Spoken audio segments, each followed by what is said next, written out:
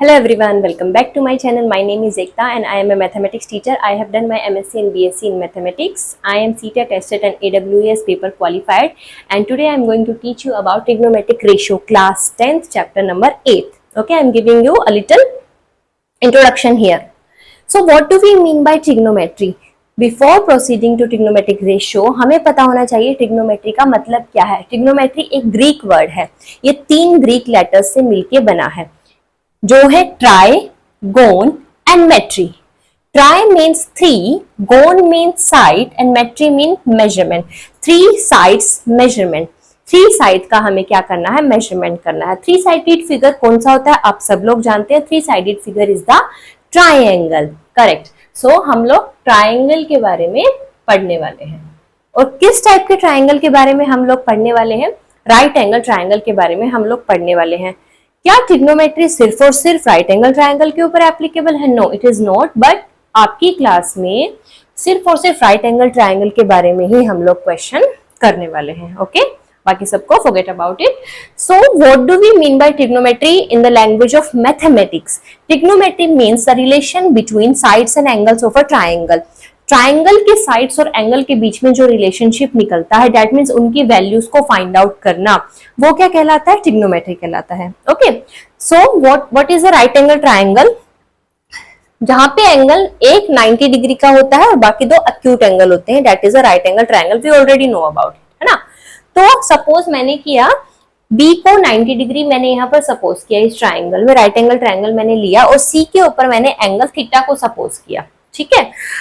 So what do we mean by hypotenuse, base and perpendicular?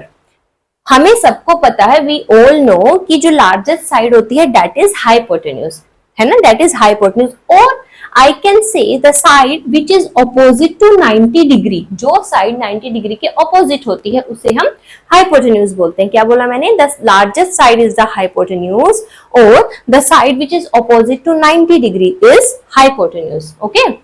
तो जो side मैंने 90 degree और थीटा को सपोज किया है, जिस साइड पे मैंने 90 डिग्री को और थीटा को सपोज किया है, उस साइड को हम क्या बोलते हैं?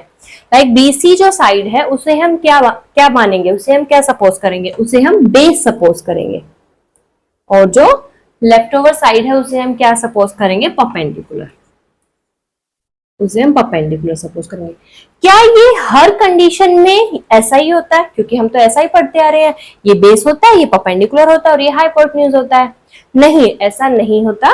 जब आपको क्वेश्चन में ट्रिग्नोमेट्रिक रेशियोज की वैल्यू साइन सी, कोस सी, टेंजेंट सी, ऐसे, मतलब साइन सी, क्या एंगल की वैल्यू क्या दी इन्होंने, सी पर जब हम एंगल थीटा को सपोज करेंगे तब हम बेस इस साइड को सपोज करेंगे, बीसी साइड को हम बेस सपोज करेंगे। इस केस में सिर्फ जब आपको साइन सी, कोस सी और टेंजेंट सी की वैल्यू निकालनी है। ओके, बट अगर आपको वैल्यू वो पूछे साइन ए, टेंजेंट ए और कोस ए, तो उस केस में आप लोग क्या करेंगे? उस केस में हम थीटा को यहां पे शिफ्ट कर देंगे, ए पे शिफ्ट कर देंगे। क्या इस केस में भी ये परपेंडिकुलर और ये बेस रहेगा? नहीं, इस केस में ये चीजें रिवर्स हो जाती है, कंडीशन आपकी चेंज हो जाती है। अब इस केस में ये आपका बेस होगा और ये आपका परपेंडिकुलर होगा। जहां पर एंगल थीटा आप लोग सपोज करोगे, थीटा और 90 डिग्री वाली साइड आपकी बेस कहलाती है और जो लेफ्ट ओवर साइड है वो आपकी परपेंडिकुलर, और हाइपोटेन्यूज हमेशा लार्जेस्ट साइड ही होता है, ठीक है, वो आप लोगों को पता है। सो आप लोग क्वेश्चन के अकॉर्डिंग देखेंगे कि किसको आपको बेस सपोज करना। बच्चे यहीं पे मिस्टेक करते हैं, निकालना होता है साइन सी और वो साइन ए में वैल्यू पुट कर देते हैं। ऐसा नहीं करना। सबसे पहले आपको देखना है कि एंगल की वैल्यू किसके ऊपर उसने बोला है, ठीक है, सी के ऊपर बोला है या ए के ऊपर बोला है, उसके अकॉर्डिंग हम आगे क्वेश्चन करेंगे, ठीक है। Now proceeding to the next term.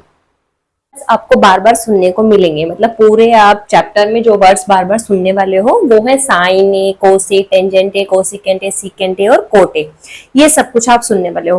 But in सभी का ओरिजिनल नेम क्या है वो मैं अगर आपको बता, आप बोले मैम ये तो सारी की सारी थ्योरी आप पढ़ा रहे हो, बट ये आपको पढ़ना जरूरी है क्योंकि असर्शन और रीजनिंग के क्वेश्चन यहाँ से आते हैं, एमसीक्यूज में क्वेश्चन यहाँ से आते हैं, तो सुन लीजिए। ओके, साइन ए का मतलब क्या होता है? Sine A means sine of angle A. Likewise cos A का मतलब cos cosine of angle A. Tangent tangent of angle A, cosec cosecant of angle A, sec sec A that means secant of angle A, और cot A means cotangent of angle A. आपको ये सब कुछ नहीं बोलना है, हमें सिर्फ ये याद रखना है, sine A, cos, tangent A, cosecant A, secant A और कोट ए। आपको सिर्फ ये याद रखना है, और याद रखिए ये आपको इस टाइप से ही याद रखना है, साइन के बाद कोस, फिर टेंजेंट, फिर कोसिकेंट, सीकेंट और कोट ए। टेबल याद करनी हमें ऐसे इजी हो जाती है, तो इसी लाइन में आप इसको याद करने की कोशिश कीजिएगा। Okay, sine A, cos, tangent A, cosecant A, secant A और cot A. Now proceeding to our next topic. ठीक है, इन सभी की वैल्यूज के बारे में अब हम लोग, ट्रिग्नोमेट्रिक रेशियोज की वैल्यूज क्या क्या होती हैं। आपको क्या याद रखना है, जैसा मैं बोल रही हूँ आपको ऐसे याद रखना है। पंडित बद्री प्रसाद हर हर बोले, ये सिर्फ याद करने का एक तरीका है। ओके, पंडित बद्री प्रसाद हर हर बोले। Here P stands for perpendicular, B is for base and H is for hypotenuse, वो हम सबको पता है। आपको ऐसे ही एज इट इज याद रखना है, पंडित बद्री प्रसाद वो ऊपर आएगा एंड हर हर बोले ये नीचे की तरफ आएगा। ओके, अभी इनकी वैल्यूज किस अकॉर्डिंग आपको लेनी है, ये जो मैंने लिखा है ऐसे लाइन वाइज ही आपको लर्न रखना है। कोई भी चीज आपको रटने की या क्रैम करने की जरूरत नहीं है, सब कुछ आपको जैसे आप क्वेश्चन करोगे अपने आप समझ में आने लग जाएगी। सिर्फ आप लोग सुनिए मैं क्या बोल रही हूँ। सबसे पहला लाइक P by H, सबसे पहला क्या है P by H, ये वाला P by H। P by H होता है equal to sine of angle, कोई भी एंगल हो। साइन ऑफ A किसके इक्वल होगा, P by H। ये किसकी वैल्यू आएगी यहां से, साइन की वैल्यू। ठीक है, ऐसे ही जो ये B by H है वो इक्वल होता है कोस की वैल्यू के। P by B इक्वल होता है, P by B इक्वल होता है टेंजेंट के। Okay, sine, cos and tangent. मैंने क्या बोला, sine A is equals to P upon H, that means perpendicular upon hypotenuse. Cos A equals to B upon H, that means base upon hypotenuse. Tangent A equals to P upon B। अब इनको कैसे याद करें, कुछ नहीं, इनका सिर्फ reciprocal कर दीजिए, मतलब नीचे से पढ़ना स्टार्ट करो। H by P is cosecant, that is cosecant A. H by B is secant A and B by P is cot A. Okay, क्या बोला, पंडित बद्री प्रसाद हर हर बोले। जो ऊपर वाली तीन वैल्यूज है वो साइन, कोस और टेंजेंट के लिए होती हैं, और अगर आप नीचे से इनको पढ़ते हैं like H by P, H by B और P by B, वो वैल्यूज किसके लिए होती है, कोसिकेंट, सीकेंट और कोट के लिए। और आप ऐसे भी याद कर सकते हैं, अगर ये तीनों आपने याद कर लिए तो इनका सिर्फ और सिर्फ आपको क्या करना है, रेसिप्रोकल करना है।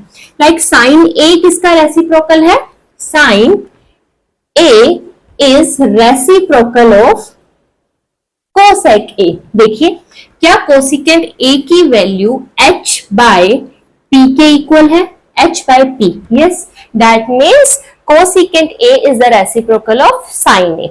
Likewise secant A की वैल्यू क्या है, H by B, H upon B, that means cos A का रेसिप्रोकल क्या आएगा यहाँ पे, secant A। कोस ए का रेसिप्रोकल क्या आएगा, सीकेंट ए।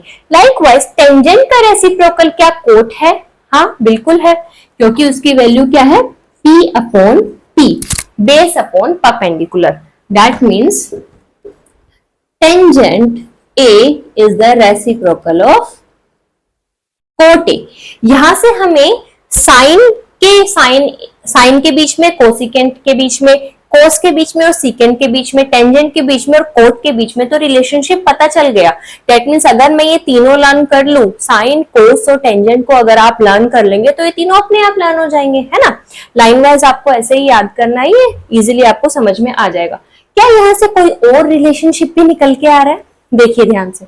अगर मैं साइन को और कोस को डिवाइड कर दूं, अगर मैं साइन को और कोस को डिवाइड कर दूं, दैट मीन्स यहां से देखिए साइन को और कोस को अगर मैं डिवाइड कर दूं, साइन ए और कोस ए अगर मैं लिख दूं तो वो किसके इक्वल आएगा, इनकी वैल्यूज क्या है। साइन ए की वैल्यू हमारे पास है P अपॉन H और कोस की वैल्यू मेरे पास है b upon h, b upon h. As you can see from here, I can cancel out the value of h. h को हम यहां से कैंसिल कर सकते हैं. तो क्या रिमेनिंग वैल्यू, क्या रिमेनिंग है मेरे पास? The remaining value is p upon b. और p अपॉन b किसकी वैल्यू मैंने बताई थी? p upon b is the value of tangent, tangent a. तो यहां से एक और रिलेशनशिप हमें पता लगता है, tangent a is equals to sine a upon cos a. Tangent a is equals to sine a upon cos a. और हमें पता है जो टेंजेंट a है वो कोट a का रेसिप्रोकल होता है. तो क्या मैं ऐसा बोल सकती हूँ कोट a की जो वैल्यू होगी, कोट a की जो वैल्यू होगी वो कोस a अपॉन साइन a होगा, कोस a अपॉन साइन a होगा, है ना, क्योंकि ये तो इसका रेसिप्रोकल ही है. तो कोट a की वैल्यू क्या आएगी यहाँ से? कोस a अपॉन साइन a. तो यहाँ से हमें डिफरेंट डिफरेंट रिलेशनशिप्स पता लगे. आपको क्या याद रखना है, गलती इस चीज में मत कर दीजिएगा. कई बार बच्चे क्या करते हैं, साइन का रेसिप्रोकल कोस को ले लेते हैं. नहीं, साइन का रेसिप्रोकल कोसिकेंट होगा, कोस का रेसिप्रोकल सीकेंट होगा और टेंजेंट का रेसिप्रोकल कोट होगा. ये आपको ध्यान रखना है. और दोनों के बीच में रिलेशनशिप, साइन और कोस के बीच में रिलेशनशिप क्या बना? जब मैंने साइन को कोस से डिवाइड किया तो उसकी वैल्यू टेंजेंट के इक्वल आती है. ठीक है, टेंजेंट ए इक्वल आता है मेरा परपेंडिकुलर अपॉन बेस के, और कोट मेरा टेंजेंट का रेसिप्रोकल होता है ना. तो दैट मीन्स कोट की वैल्यू कोस अपॉन साइन की आएगी. ठीक है, तो आज के लिए सिर्फ इतना ही. आप ये ट्रिक याद रखिएगा, पंडित बद्री प्रसाद हर हर बोले. ये लर्न करने का सिर्फ और सिर्फ एक तरीका, एक टाइप की एब्रीविएशन है. ओके, साइन, कोस, टेंजेंट और इनके reciprocal cosecant, secant and cot. तो आज के लिए सिर्फ इतना ही. होप आप लोगों को समझ में आया होगा. तो अगर आप लोगों को समझ में आया तो please like, share and subscribe to my channel. Thank you so much. आज के लिए सिर्फ इतना ही. Bye bye.